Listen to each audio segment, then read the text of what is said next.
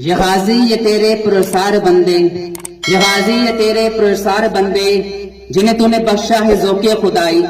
دونی میں ان کی ٹھوکر سے صحرا و دریا، سمٹ کا پہاڑ ان کی ہیبت سے رائی. شہادت ہے مطلوب مقصود مومن، شہادت ہے مطلوب مقصود مومن، نہ مال غنیمت نہ کشور کشائی.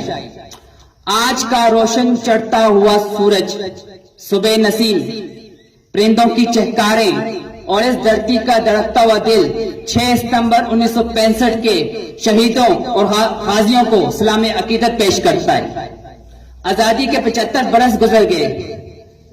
ہم نے ان 75 برسوں میں بہت سے مد و جزر دیکھے، مشکلات بھی آئی اور آسانیاں بھی، دکھ بھی جھیلے اور خوشیاں بھی منائی.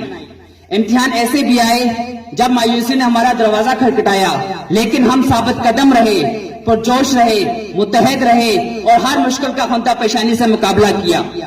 قوموں کی زندگی میں مشکلات آتی ہیں، امتحانات آتے ہیں، لیکن زندہ وہی رہتی ہیں جو ان مشکلات اور امتحانات کا جو مرضی سے مقابلہ کرتی ہیں، اور جو نہیں کرتی ان کا نام تاریخ میں اس باب سے لکھا جاتا ہے جنہیں آنے والی نسلیں مایوسی کے نام سے یاد کرتی ہیں. پاکستان کی تاریخ کے اوراق کو پلٹیں تو پاکستان ایک ایسے ملک و قوم کی صورت میں نظر آتا ہے جس کی مثال کوئی نہیں.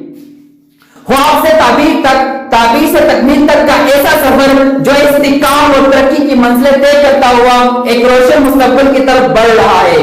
یوم دفاع حرمت وطن کا صدقہ اتارنے کا دن ہے. 6 ستمبر ہماری تاریخ کا یادگار اور قابل قدر لمحہ ہے جب دشمن لاہور کے جمخانہ میں جشن کی تمنا رکھتے ہوئے اس زمین پر آیا، مگر تاریخ گواہ ہے کہ چائے کی تمنا دل میں لیے وہ پانی کے گم کو ترستے ہوئے الٹے قدموں بھاگا. دشمن کو معلوم نہیں تھا کہ لاہور کی سرحد پر میجر راجہ عزیز بھٹی سینہ تانے کھڑا ہے.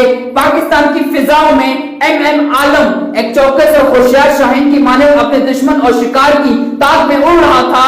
فرزندان بحر پانیوں اور ساحلوں پر سب آرا تھے اور جان مارنے کو پوری قوم افواج پاکستان کے شانہ بشانہ جوش و جذبے سے کھڑی تھی.